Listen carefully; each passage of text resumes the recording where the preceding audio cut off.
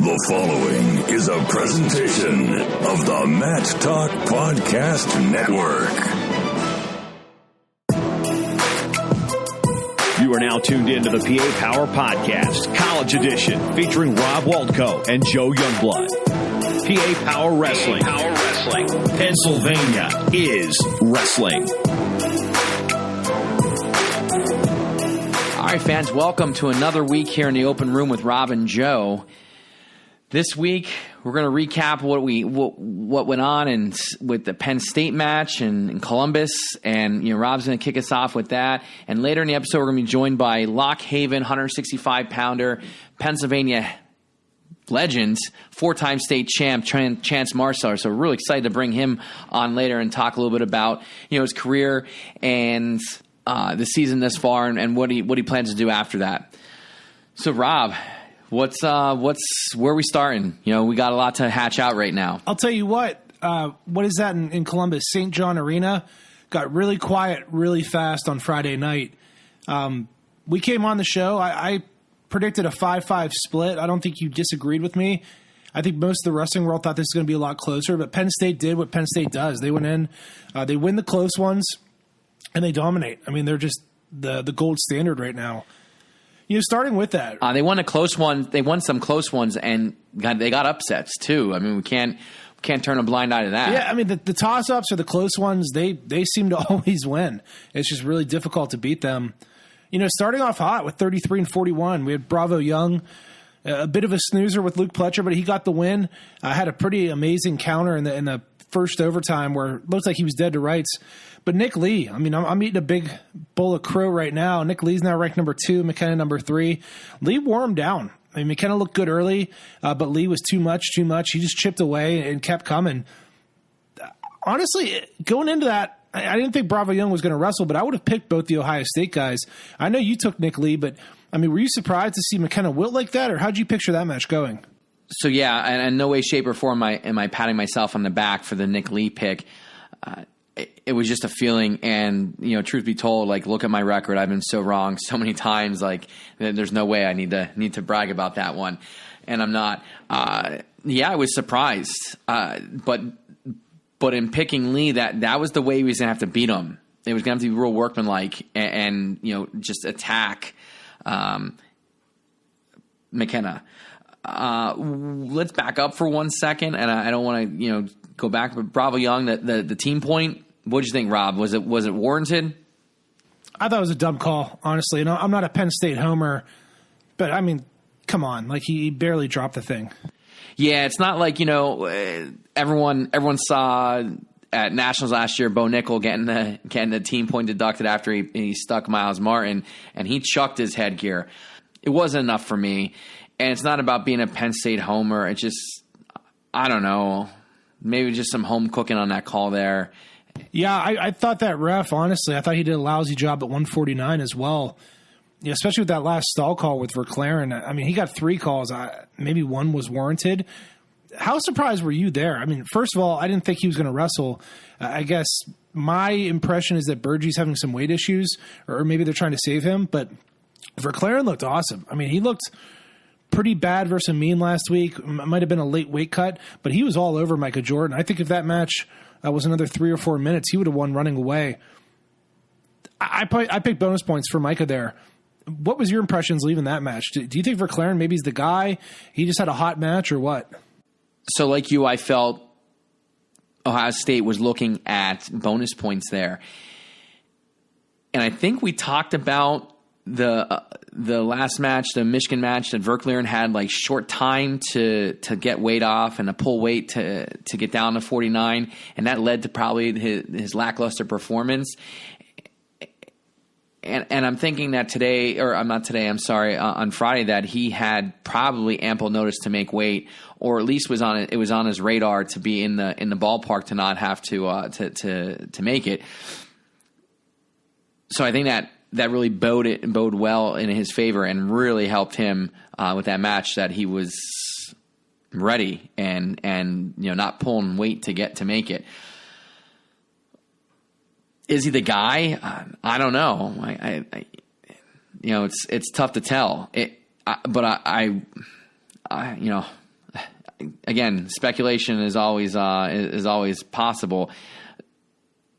I just think Burgie's pulling more weight than him, and it's more difficult, and Verkleeren can get there, and if he's going to produce, for me, he needs to win some of these matches moving forward if he's going to continue to be in the lineup. But I don't think he's the guy. I think it's going to be Burgie down the stretch. It's too close to the end of the year. There's not going to be enough body of work, I think, to convince them that it should be Verkleeren. I think it's going to just stick with Burgie as long as he's, one, healthy, and two, doesn't have huge problems making the weight. And it's his spot at this point, unless one of those two things happens. Yeah, I agree. I mean, I would be surprised if Burgie wasn't the guy, but I mean, who knows? That's another dual meet that he's missed. Maybe Verkleeren is taking the position over. Who knows? 57. And this is the Penn State difference right here is Jason Nolf goes out and texts the number 8 ranked guy in the country. I mean, how many number ones, realistically can do that? Just go out and just absolutely dominate a guy that's an All-American contender. He looked great, just completely and thoroughly destroyed Keyshawn Hayes.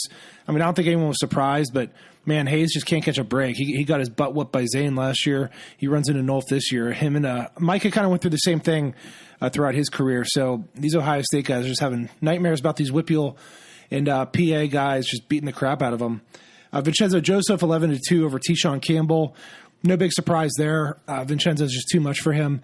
And then obviously the big one, Bo Nickel, slaps on the cradle, sticks Colin Moore. You watch it happen and you're like, okay, that's pretty obvious.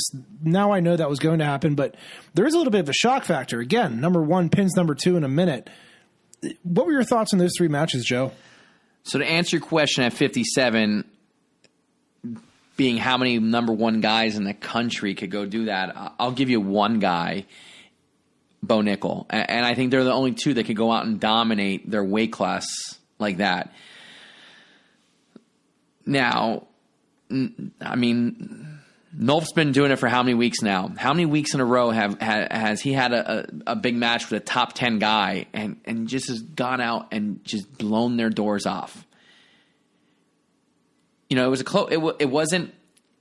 it wasn't that far out of reach at the end of the first period. It was 8-3, and you got to take down Lay, I believe, to make it 8-3. And it was 6-3. If Hayes gets out of that first period 6-3, that's a win for him. And then Nolf just turned it on, and it's fun to watch. It's fun to watch as a fan of wrestling. Take the Pennsylvania out of it. If you're a fan of wrestling, you have to like what Jason Nolf does. I have not spoken to anyone, and they could hate Pennsylvania wrestling and Penn State, and there's no one that says I don't like watching Jason Nolf wrestle. He's creative. He's nonstop.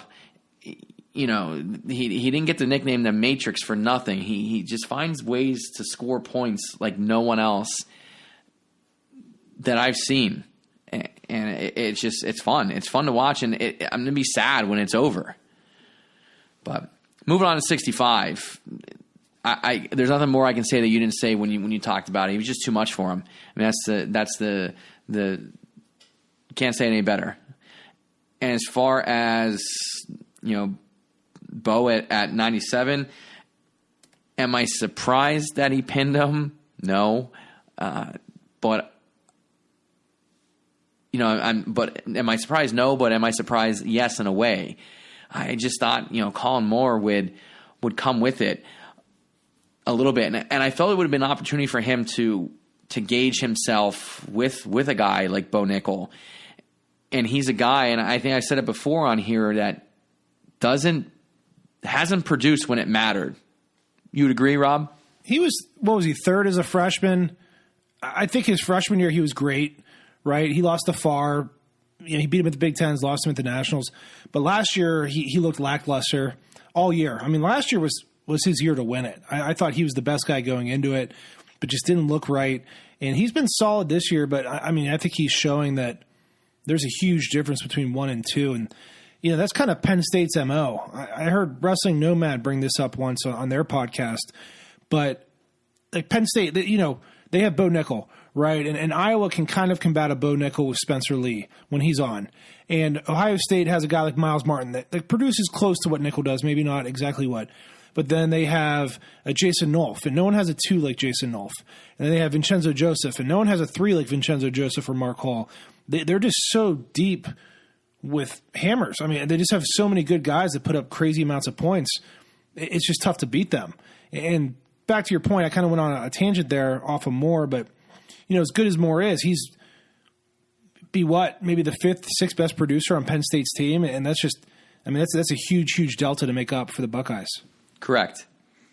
It was a tangent, but I knew we were going the whole time. You made a good.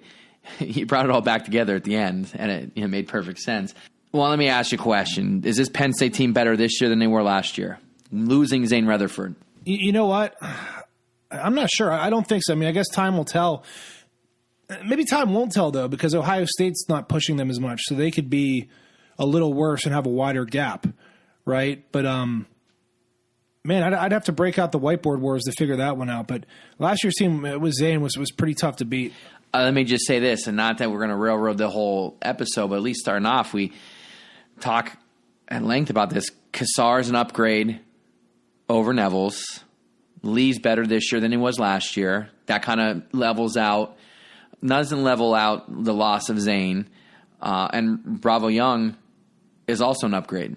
Yeah, you might be right. This team might be the better team. I mean, you look at it, 25 last year, Penn State would have won. They brought in that kid from Boise State, and he beat out Schnupp. This year, 33. This year, 41. Last year, 49. I mean, conventional wisdom says they're better at 57, 65, 74 this year.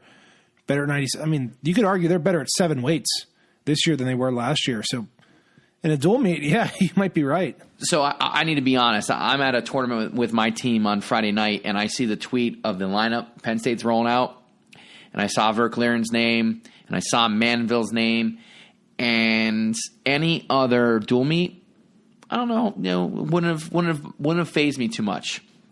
It was some of the guys I coach with, show them the tweet, and I said, the streak ends tonight. I figured that was going to be enough because we based a lot of our projections on Rashid Wrestling and Burgee. And I just felt at that point I had a feeling that the streak was going to end.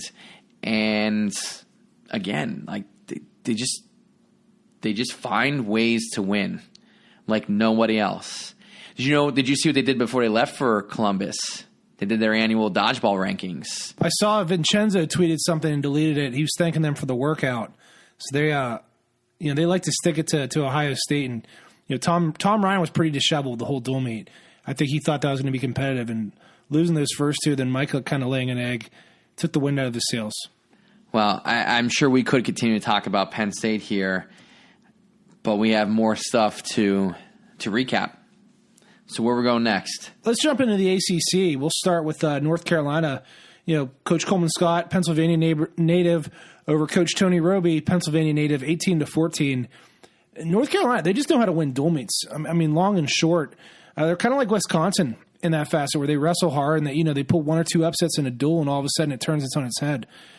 Corbin Myers lost 12-8 to Gary Wayne Harding. He was in control of that match. I think he was up 6-2 going into the third. Completely gassed out. Harding got a takedown and a turn to win it late. So hats off to Gary Wayne, and kind of a tough loss for Myers. Zavatsky, he looked phenomenal. Went out and beat the dog crap out of Chip Ness 12-4. That was a 4-3 match last year. Ness, of course, is an All-American, but Zavatsky's looking good. He's, Renan's a little bit dinged up. Shakur's a little bit dinged up. He's beaten Price. I mean, he might be sitting in the finals in a few weeks. I really think that. I think he's ranked number 2. He's the second best guy right now for sure. Brandon Wittman, he's a true freshman for North Carolina. Kind of stalled Thomas Slay's momentum, beat him 7-4, and kind of stopped the Slay train. I was calling him Mr. New Year, Mr. New Me, but that was a bad loss. So I'll be honest, that's one I didn't expect. Wittman hadn't been great, so that's a bit of an upset. What are your thoughts on these Hokies? They looked great a couple weeks ago. Me and you were kind of singing their praise a little bit. This is a little bit of a shocking loss to me, honestly. We talked about this via text, and this is a match that they shouldn't be losing. We're 2 weeks removed from, and I'm going to quote you, talking about Virginia Tech being a household name and a perennial top 10 program. And this is no slight of North Carolina, but the fact remains, like, this is a match they should win probably 8, 9 out of 10 times. And, go to lose it is kind of a bummer. I was expecting them to win this one, but that's why they wrestle them, I guess, to see these upsets and see things happen. But it was not totally unexpected from my perspective. It wasn't even a match that I considered one to look out for. No, and I was watching it because it was a 6 p.m. start, and Penn State Ohio State was 8:30. But I put it on kind of begrudgingly. I'm like, well, I'm here, I'll watch it. But there's really no matchups that jump off outside of 184. And North Carolina just stuck around. They ended up getting the win. So, hats off to Coach Scott. He's doing a really good job down there. And North Carolina's, I think, turning the corner in a good way. Back to the ACC, Pitt, huge win, 18-16 over North Carolina State. Maybe another shocker in the ACC, 2 big upsets. Pitt, I had tweeted that I look at Coach Gavin as Coach of the Year candidate. And I got like 100 and something likes for some reason, but I guess a lot of people believe me, or they agree with me rather. Starting here, you had 133 Mickey Philippi beat up John Devine. Tariq Wilson's obviously still out. No excuses, though. You wrestle who you got, and that's that. Injuries don't count. 41, Jamel Morris beat L.J. Bentley in overtime, 42. Bentley's wrestling tough. He's right there. He's not far off. I think he probably gets a bid, and I don't know if he keeps that St. Ed's All-American streak alive. He's kind of the last of the Mohicans that has a chance to do that, but he's wrestling tough. I think he's at the right weight, and really they got the right staff in place that's really helping him. Jumping up, 157, Hayden Hidley, 3-2 over Taylor Bermani, who's ranked number 16. These guys have been close the last few times. They both have unique styles. I think they both figure each other out a little bit. But any of these matches really jump off the page for you, Joe? No, I think they kind of went as expected. There's a few later in the duel that we can break down that I thought were a bit of surprise and obviously went in Pitt's favor. If you don't mind, I'll go ahead. I'll give Boyertown alum Greg Harvey a shout for the big win over Daniel Bullard. The working class hero. Yeah, 74. And again, he's a guy that I came to know and doing some coverage of high school wrestling out where I live. And the guy just works at it. And I'm glad to see him have that big win in Dual Me, and I hope it gives him a little bit of confidence moving forward. I'll let you talk about 84 because that's your boy. Yeah, but to your point, 74 through 97 were all upset wins for Pitt. That's awesome. I mean, 3 wins in a row where your lower ranked guys beating the higher ranked guy on the road. I mean, what else could you ask for?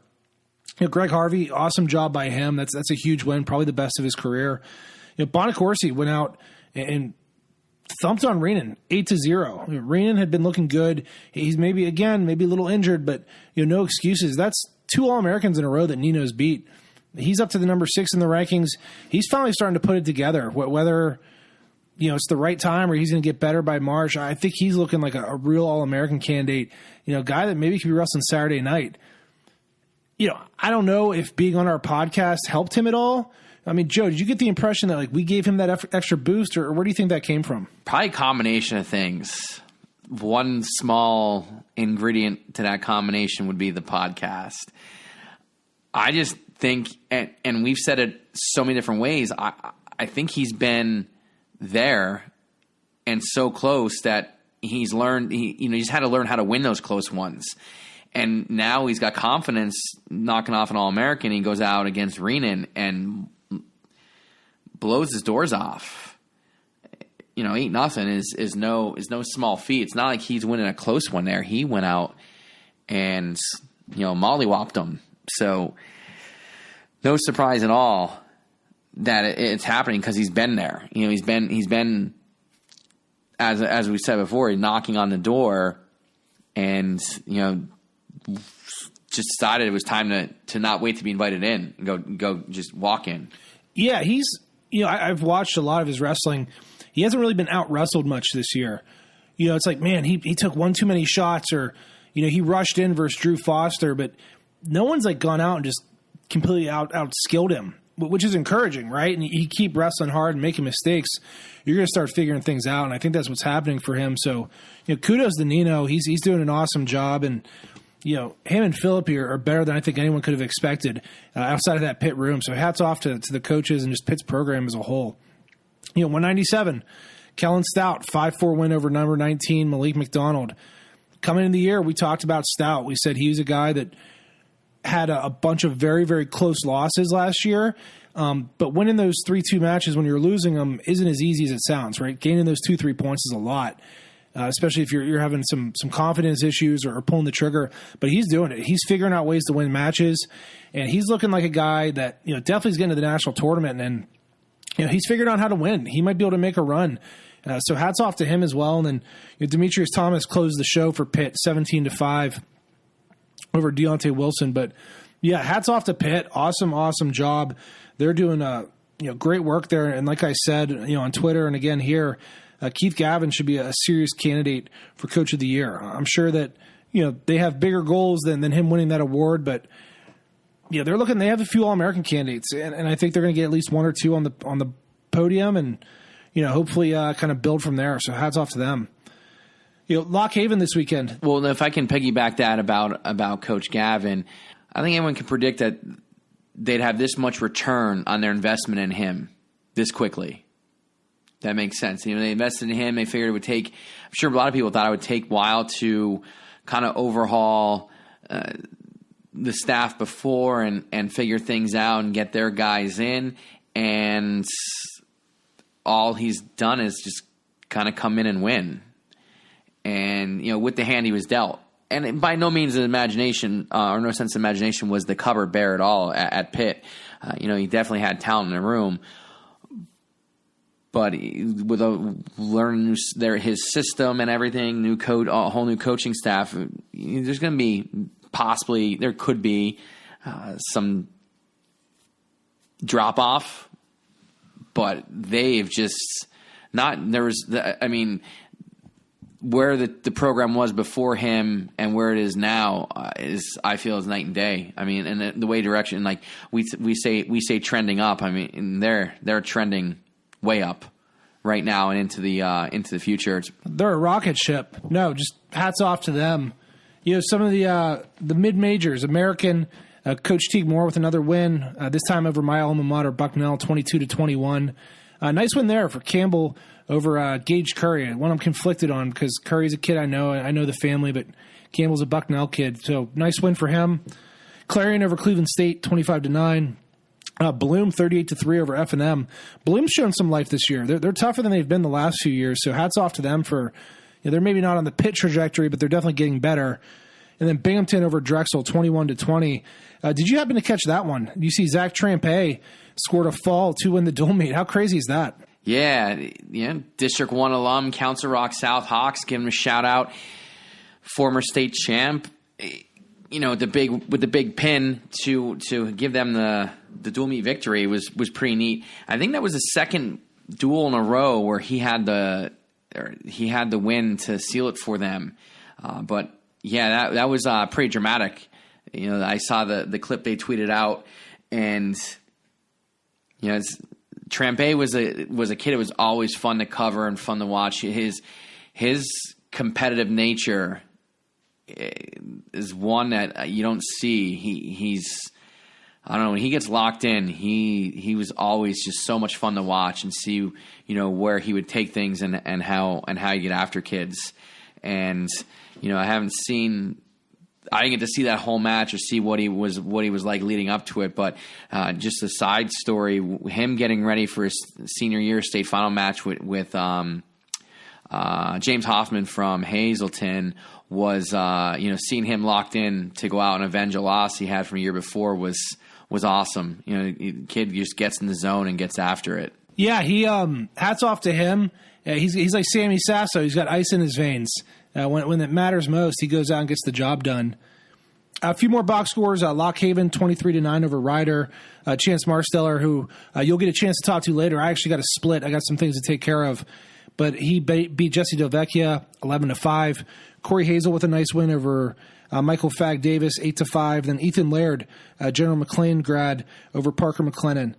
Cam Coy with another nice win this week, beat Zach Feinsilver 5-2. Mikey Carr, Rodney Dangerfield, like we like to call him, beat Tristan Moran 2-1. And then a huge upset. Drew Phipps from Bucknell beat Rocco Kaywood, formerly ranked number 4 from Army, 7-3. That's definitely the biggest win in Drew Phipps' career, and just kind of adds to the drama of 197. It's a bit of a crazy weight. Ben Honus beat Brucky this weekend.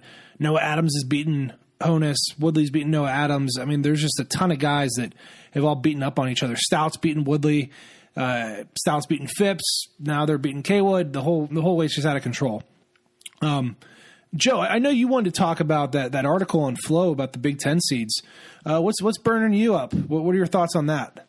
So for those that pay attention to Flow, which is probably a lot of you, they had some this stuff this week, and they start talking about the seeds at Big Tens, and we finally can start talking about that. And for me, when we start talking about those seeds, I start to get excited because Big Tens are coming and all the conference tournaments, and then that ultimately it means NCAAs are not far behind. But they had some stuff on there, and it makes you really think about the seeding process going into a few weight classes at Big Tens. Let's start with 141 because it has both of them actually have Pennsylvania ties. So we talk about 141, and it's a mess. You have Mikey Carr sitting at 7-0, and Nick Lee, and behind them, I was all over, and I'm just it's circling in my head right now. You have McKenna, you have all these guys, all these top guys, and they're talking about. And again, this is their opinion. And again, this is they're using their platform to kind of create a possible narrative among these Big Ten coaches that the fact that you set at a match that you should be penalized for it, and that's kind of like the way I think I feel. And Rob, I'll give you a chance in a second to get your opinion. If you sit out a match and you don't wrestle a guy in your conference, there should be something on the line. Now, again, granted, injuries come up. Weight issues come, but that's wrestling. I mean, that happens. Like you said it before earlier, you have to go out and wrestle with what you got.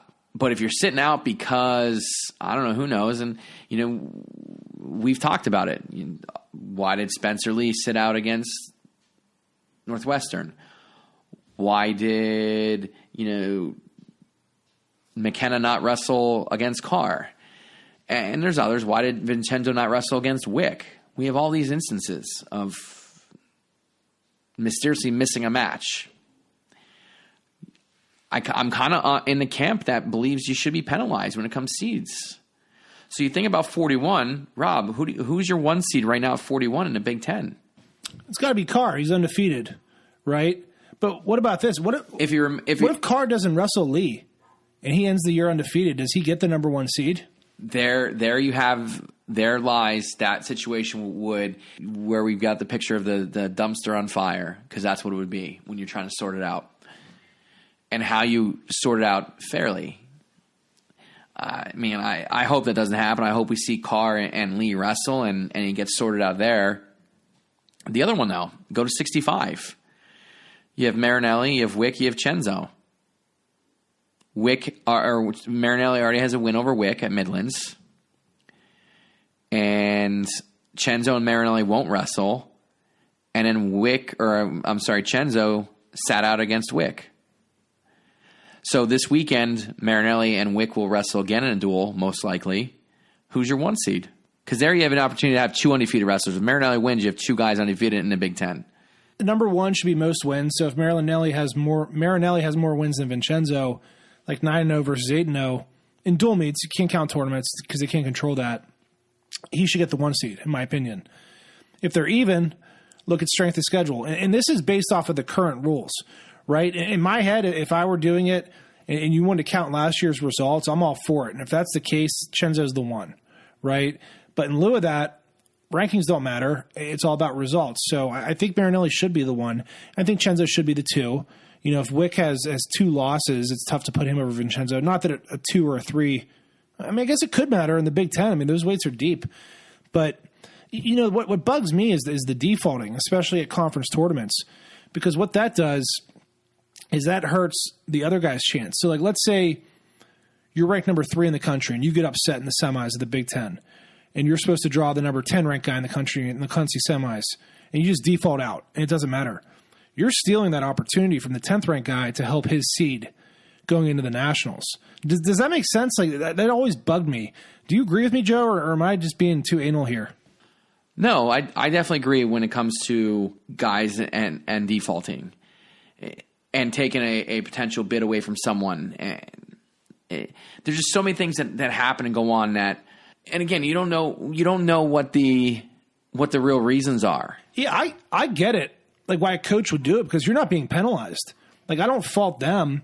But if there's going to be repercussions, you're going to be real careful about doing it. If your kid has a little boo-boo or he's a little sick, you might still wrestle him, right? But right now, there's no penalty. I mean, you're the number 1 ranked guy in the country at the Big Ten, and you're in the conference tournament. Why not default when you get to the semis? It's not going to hurt your seed. And to me, that's just ludicrous. You should have to wrestle through those conference tournaments. And here's an exhibit of to your comment about a boo-boo, Roman Bravo Young, not 100%, and he went out there and wrestled on Friday night. You know what? I don't know if Joey McKenna was healthy. He didn't wrestle the last few weeks, and he went out there and he looked gassed. I mean, I'm not taking anything away from Nick Lee because he's one of my favorite guys to watch, but maybe McKenna was under the weather, but he went out there and put it on the line, and it was for his team. Let's not mince words on that, but I mean, he took a risk there, and it obviously didn't pay off. 41 is going to be interesting because that 1 seed's going to avoid whoever that 1 seed is going to avoid a really tough semifinal match. I mean, the 8 seed right now, according to WrestleStat, is Chad Redd. So you have an All-American in the quarterfinals, and the 7 seed's Max Murin. That's there's 8 good guys there. That's going to be tough no matter how you slice it. It's just that I think for Carr and Lee, this weekend's huge to get that 1 seed. This is where these Nebraska guys Chad Redd comes into play, where he's dangerous and he has an up and down season. You get on that roller coaster with him, and then he gets the Big Tens and he upsets the number 1 guy in the quarterfinals. I mean, he's been competitive with Nick Lee and Mikey Carr this year, so he's right there. And at 65, I mean, the seed's there. In my mind, there's a drop-off with Mesa and White versus Marinelli, Wick, right? Those guys, I think, are the 2-3. Vincenzo's the 1. They're close, but I would rather wrestle those guys than Wick or Marinelli, honestly. So that 1 seed, that could come in handy there for sure.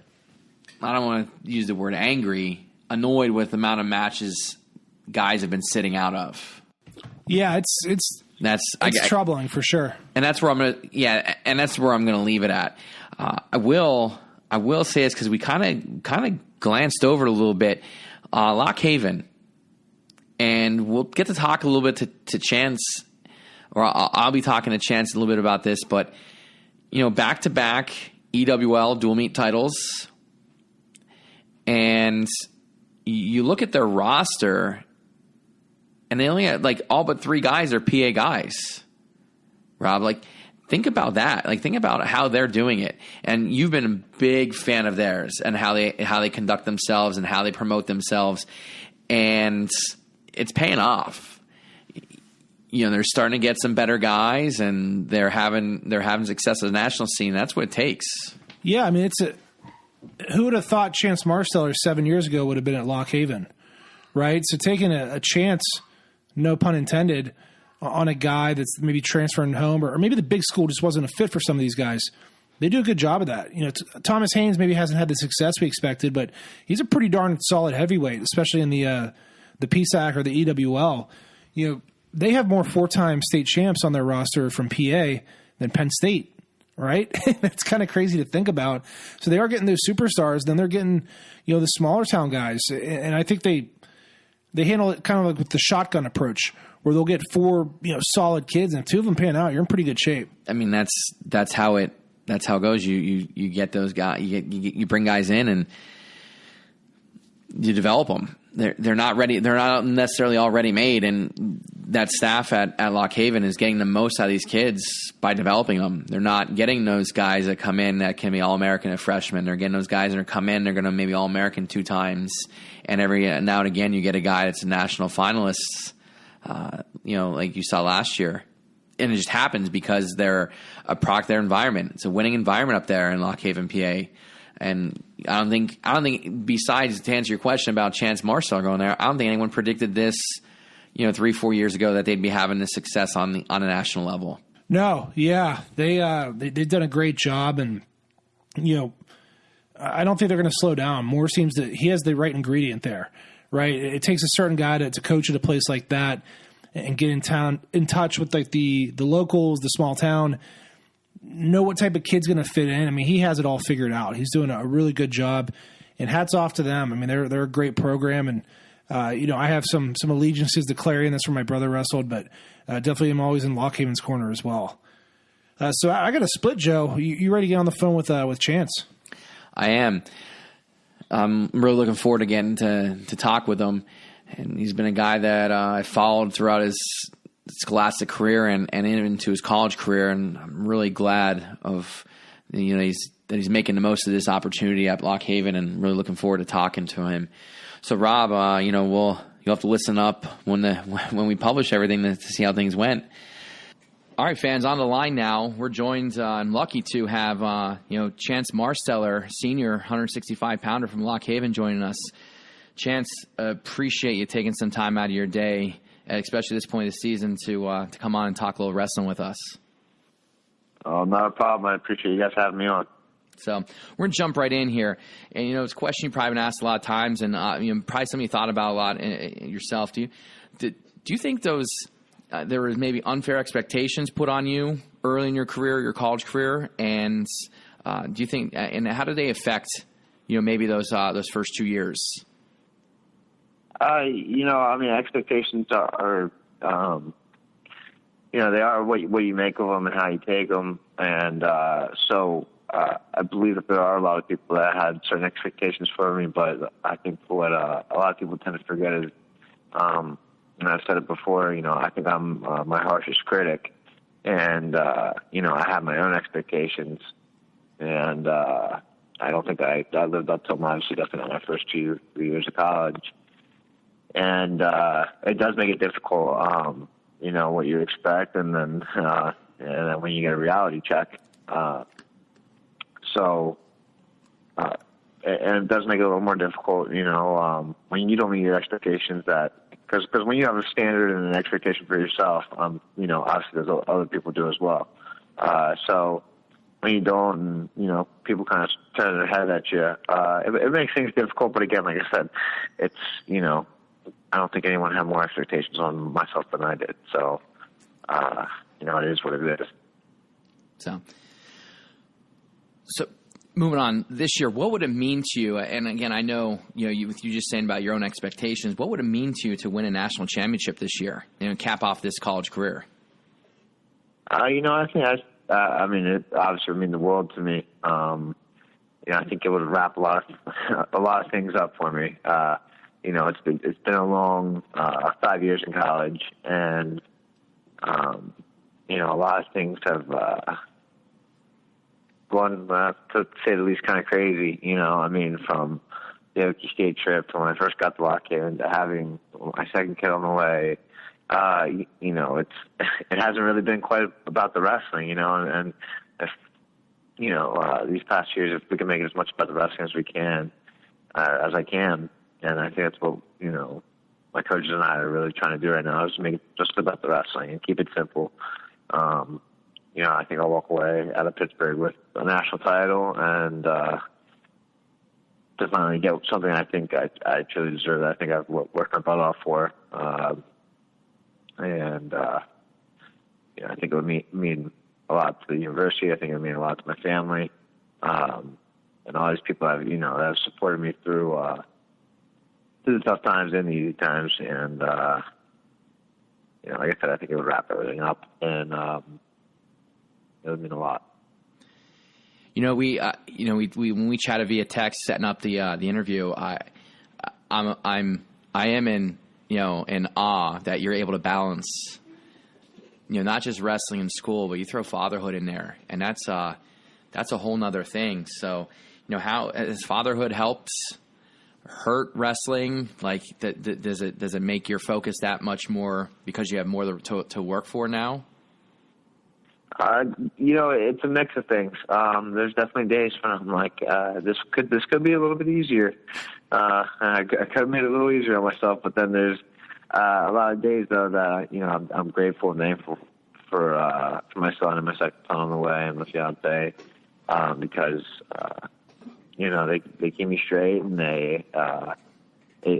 honestly, it's a blast. It makes me remember that wrestling's just wrestling, and that's all it is.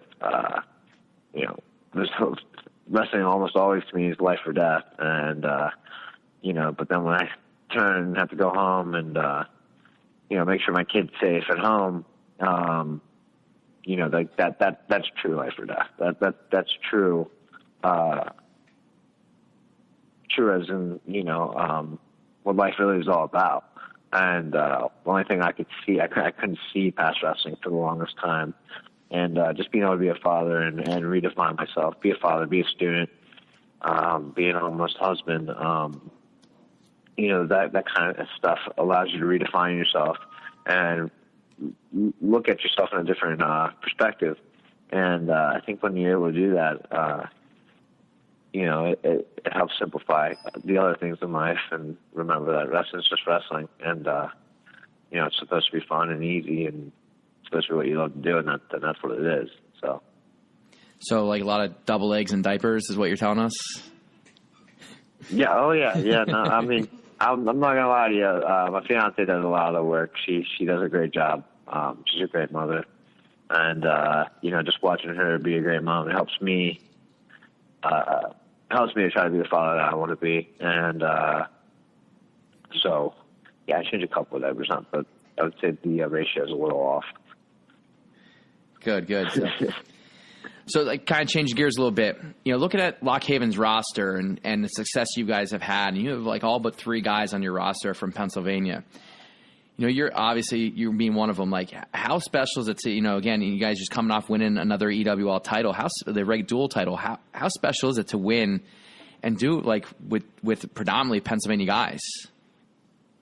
I mean, it's fun. There's an easy connection on the team. It's from, I think almost any freshman that check and basically say there's an easy connection, all the way up to Thomas and I being the last two. They're the only 2 seniors this year. There's a big mix of District 3 wrestlers. We're starting to get a little bit more out of District 11 and I think the Whitfield's District 7, right? And, really there's just a lot of camaraderie on the team. Everybody gets everybody. I think Coach Moore's done a great job of keeping it in PA. I mean, why outsource when you have all the talent right here in your backyard? And we're really starting to get the blue chippers out of PA,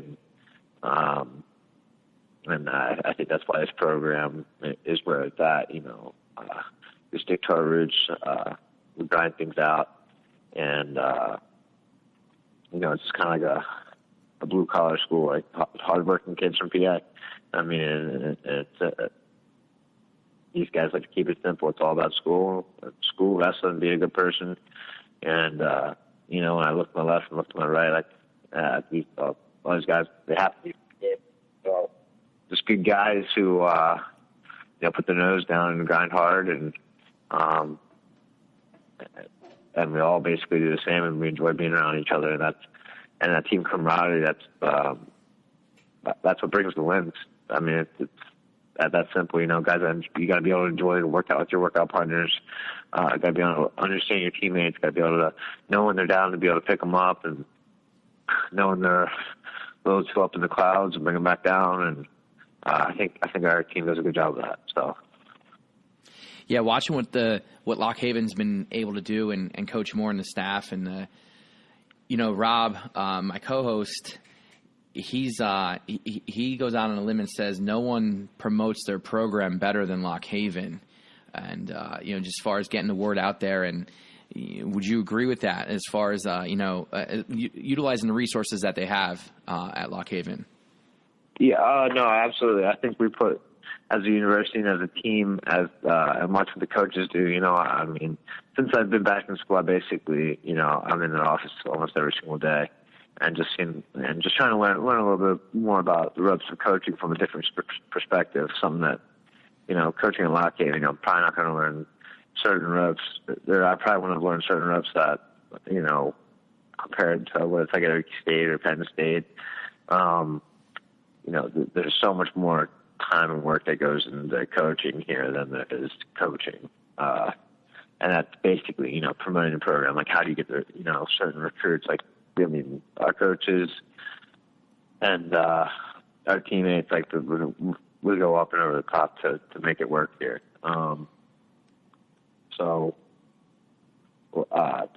Coach Moore does an excellent job promoting. Coach Carr, he's been real big on the marketing stream and bringing on people to help us market our program.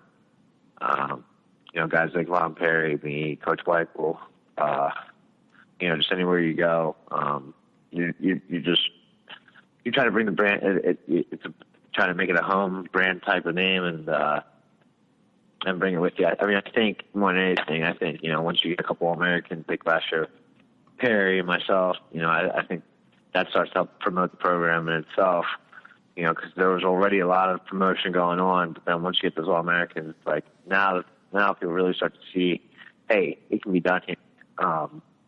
It can be done here. This can really be a top 10 team in the country.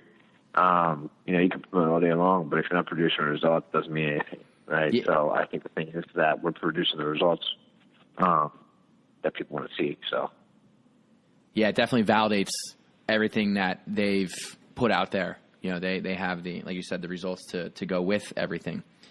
So we talk about coaches, and you talk about Coach Moore and Coach Carr and Ronnie Perry. Any other coaches that have club or high school that have helped shape your career and got you on this path of where you're at right now?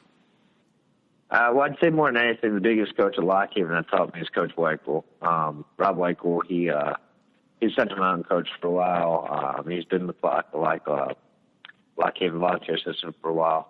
He, more than anything, is just since I've been at Lock Haven, he's kind of taken me under his wing as like another kid of his, and basically just shows me the ropes of life. He, he's helped me more than anything with outside the wrestling world. Just making sure I understand, how to be a father, how to be a husband, how to go to school and do the right things. So I was thinking, and he's 40-some years old, and he would get on the mat with me every single day. Like when I was training for the U.S. Open, when I couldn't practice with the team yet. That's the kind of guy he is, and I'd say he's had a big influence on certain individuals on the team. And obviously Coach Moore, just for, he's given me a second chance to do what I love to do, and to be able to be successful in life. So for those two guys, I'm, truly grateful. Coaching-wise, growing up, though, people that put the mentality into me, that I have to this day. And obviously, the way Cole trained us as kids, I don't think you're going to get that training anywhere else, and that mindset, and that attitude anywhere else. Coach Bentley, who passed away a few years ago, Chris Bentley was absolutely amazing guy. He kind of similar to Wittman, would take you under his wing, treat you like his own, and he was an Army Ranger and mentally tougher than anybody I've ever met. And same kind of thing. I don't think you're getting that attitude and training anywhere else. And then Coach Griffin in Alvin, from a technique standpoint, as I got a little older, when Cole left for North Carolina, from a technique standpoint, I don't think there's anybody really better in the state of PA than Coach Tony Griffin and Alvin. So for all of those, it's taken multiple different coaches to evolve who you are today. That's like with the kids I train.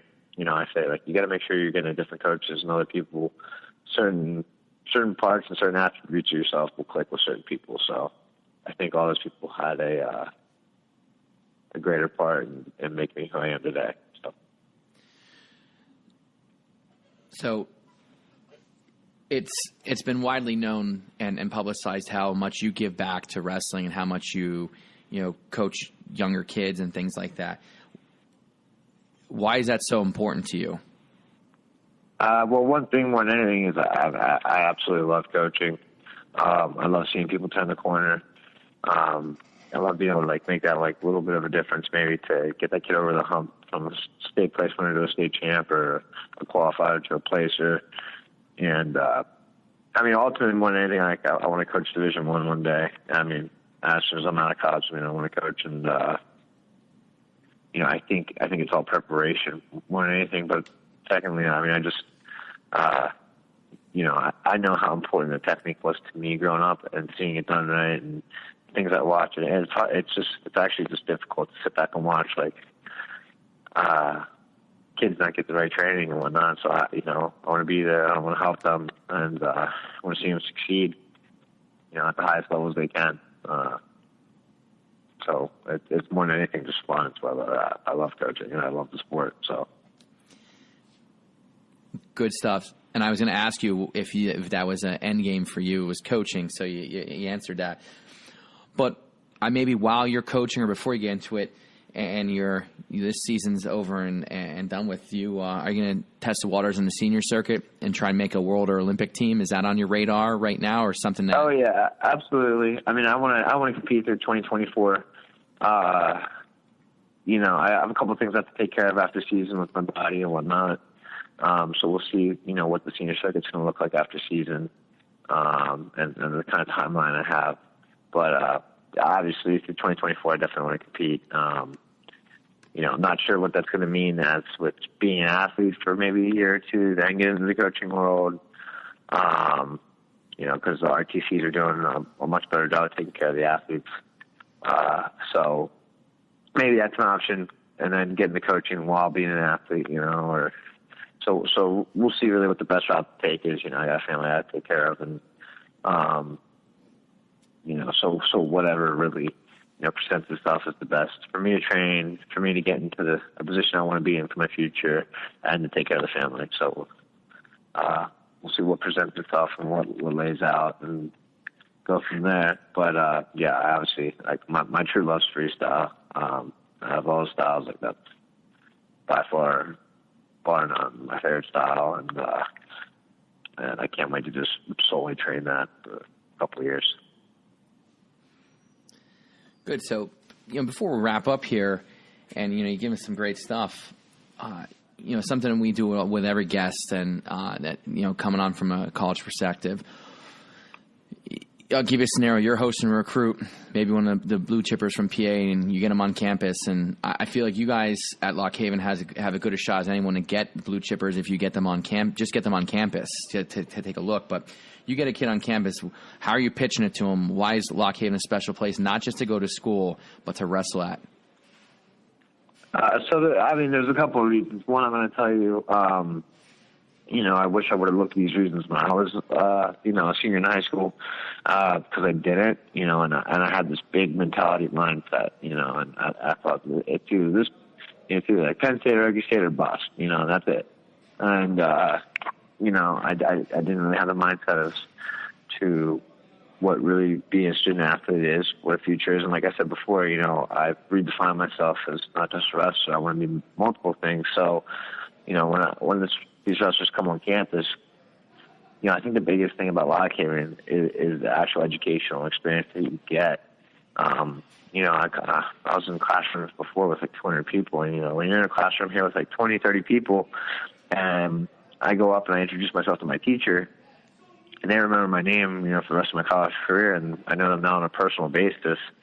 That education I want to get is just, it's by far different than when I'm in a classroom of 200 kids or 100 kids, even 50, so just being able to learn on a more personal basis.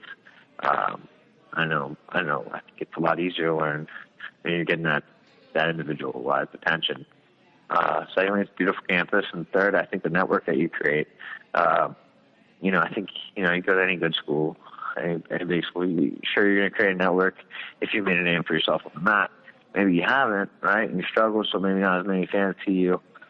Maybe you make as big of a network, but at a school like this, you personalize yourself with your teachers, your coaches, the alumni, the donors, right? Like you're going to eventually be in the mix of knowing all these people, and you're creating a network from the time you step on the campus here. And that's really, I think what, going to college for 4 or 5 years is all about is what are you leaving with? Are you leaving with, a list of names and numbers that you can, call for a job someday and to help you with things throughout your life? Or are you just going to wrestle, have class with 100 people and not get noticed? And stuff like that, So I think that's the biggest thing is the network you can create for yourself at a school like Lock Haven. That's a wrestling-rich tradition that they want to take care of, the Pennsylvania-type wrestlers. And honestly, that's why I enjoyed so much here is that, I actually enjoy going to school and learning now as compared to how I looked at school before, to be honest. And from a wrestling standpoint, I think it shows. Ronnie Perry said in his interview last year, we made national finals. You're not going to be done anywhere. We put the same time and same work in as anybody else, and so, you can get it done. You can win a national title at any school. But again, I think it's super important. What do you leave the school with when you're done after your 4 or 5 years? So that would be my selling point about Lock Haven. That's great. So, follow-up question: is that something you're gonna, I guess, more or less use when you mentor younger wrestlers about how it's important that you pick the right school, not the school that may be the most popular, not have those blinders on to be like you were, like Okie State or Penn State or bust, and, open your eyes a little bit wider and take a look at those other schools like the Lock Havens, the Drexels, the Pitt, and Lehighs that maybe aren't getting the blue chippers, but have for the most part wrestling rich traditions. Maybe not Drexel. Drexel's they're building their tradition now, but how important is that to tell kids? Maybe for you, maybe, and again, I'm just going to speculate. Maybe big school wasn't for you. Maybe from what you just said, it sounds like you wanted a small. You were a guy that needed a small school, but had those big time aspirations, and maybe the best thing was right in front of you and you didn't know it. No, hey, exactly. That's 100%. I didn't know it. I didn't know it until I was opened up to it, and 100% again on. If I'm telling a young wrestler, I already do this. If I'm talking to, some of the kids I train and whatnot, it's like, I'm not necessarily only pushing Lock Haven or something. I want them to go to somewhere that they're going to be happy and healthy. I think that's the biggest thing is that you see a lot of these kids go to colleges and they're not happy, which makes them not healthy, not just physically, mentally, and emotionally. It's stressful, and and that's when it becomes not about wrestling. So, yeah, I'm always, since I've been here and I started to understand things a little differently, I'm always going to try to push the right place on somebody. Go to where you're going to be happy, and go to where you're going to be the most successful. Not just where when you have the blinders on and you want to go just somewhere that everybody else is doing it, or because it just looks like the right thing to do. Actually take your time, investigate, look into things, figure out what's best for you. So, all right, Chance, can't thank you enough for taking this time with us today, and wish you nothing but the best and capping off this career with a national championship. And I really think it would really put a stamp and validate all your hard work up to this point. Not that you haven't had success, but I think you're a guy, like you said. I agree that you've earned it. You've earned the right to compete for it, and I'm really pulling for you. And as far as from behalf of PA Power Wrestling, we're pulling for you as well, and we're super excited to see where things end up in Pittsburgh. Yes, sir. Well, I really appreciate it. Thanks for having me on, and I'll be getting the job done here in March. So, great. Take care and have a good one. That will wrap it up for another week here in the open room with Rob and Joe. Thanks for tuning in, and as always, visit PAPowerWrestling.com for all your wrestling needs. Follow us on Twitter at PAPowerWrestle. Give us a thumbs up on Facebook, and check us out on Instagram. Don't forget, fans, you can subscribe to PA Power Podcast on iTunes and listen to all 3 shows on Spotify. If you want to send any questions or suggestions for the show, email us at collegetalk@PAPowerWrestling.com.